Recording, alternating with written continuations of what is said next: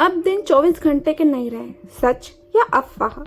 क्या आपने कभी सोचा है कि जिस दिन को अभी तक हम 24 घंटे का मानते आए हैं वो कभी 23 घंटे और 59 मिनट का भी हो सकता है? तो हाँ, ये सच है। धरती कभी कभी इतनी तेज घूमती है कि पूरा दिन छोटा हो जाता है और हमें पता भी नहीं चलता।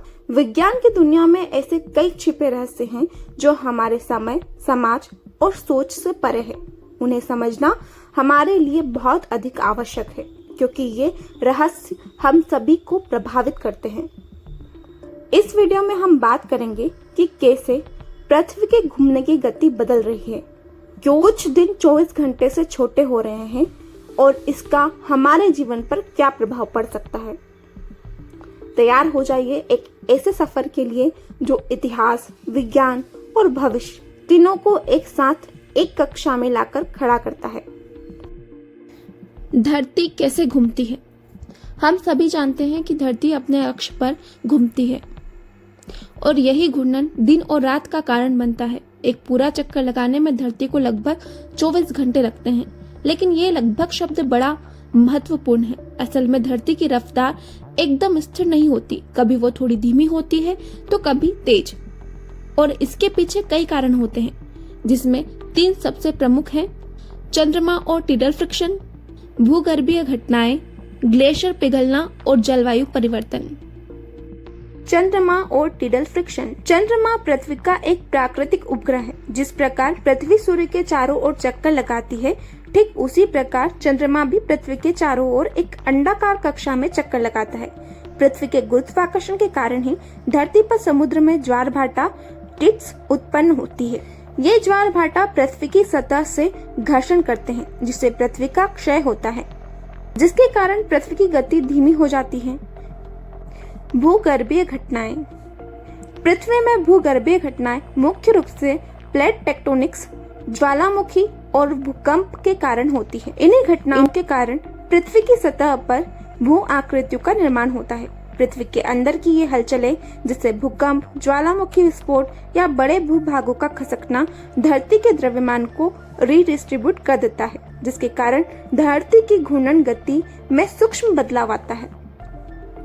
इसका सबसे बड़ा उदाहरण है 2004 का सुमत्रा भूकंप, जिसमें धरती के घूमने की गति को इतना प्रभावित किया कि दिन लगभग 6.8 माइक्रोसेकंड छोटा हो गया। ग्लेशियर पिघलना और जलवायु परिवर्तन। ग्लोबल वार्मिंग के कारण जब बड़े बड़े ग्लेशियर पिघलते हैं और बर्फ समुद्र में मिलता है तो धरती के भार का विस्तार बदल जाता है।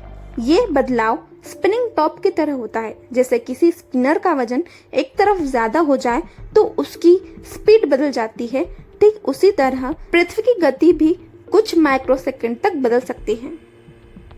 वैज्ञानिकों का मानना है कि आने वाले हजारों सालों में दिन धीरे धीरे लंबे होते जाएंगे, क्योंकि चंद्रमा की वजह से पृथ्वी की रफ्तार धीमी होती जा रही है। लेकिन फिलहाल कुछ साल ऐसे भी हैं जब धरती थोड़ी तेज घूमती है, जैसे साल 2020।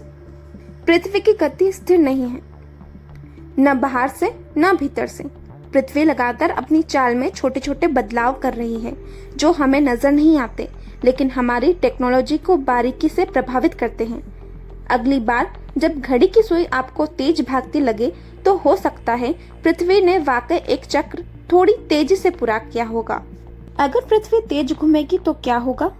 यदि पृथ्वी तेज घूमने लगी तो दिन और रात छोटे हो जाएंगे। ये छोटा होना बहुत ही कम होता है, जैसे 0.001 मिलीसेकंड या उससे भी कम। उदाहरण के लिए 19 जुलाई 2020 को धरती ने 24 घंटे से कम समय में अर्थात 1.4602 मिलीसेकंड में चक्कर पूरा किया था। दिन और रात के छोटे होने का अर्थ है कि पृथ्वी की घूर्णन गति बढ़ जाएगी। दिन और रात का चक्र छोटा हो जाएगा, जिसके कारण दिन और रात जल्दी जल्दी आएंगे और जल्दी जल्दी जाएंगे। इसके अलावा हवा की गति बढ़ जाएगी, महासागरों में अस्थिरता आ जाएगी और पृथ्वी का आकार भी बदल सकता है, जिसके कारण भूमध्य रेखा के पास के क्षेत्र डूब सकते हैं। साथ ही भूकंप और सुनामी का खतरा भी बढ़ सकता है। उपग्रह और संचार प्रणालियों को पृथ्वी की गति के अनुसार सेट किया जाता है, इसलिए पृथ्वी की गति में परिवर्तन से ये प्रणालियां बाधित हो सकती है। धन्यवाद।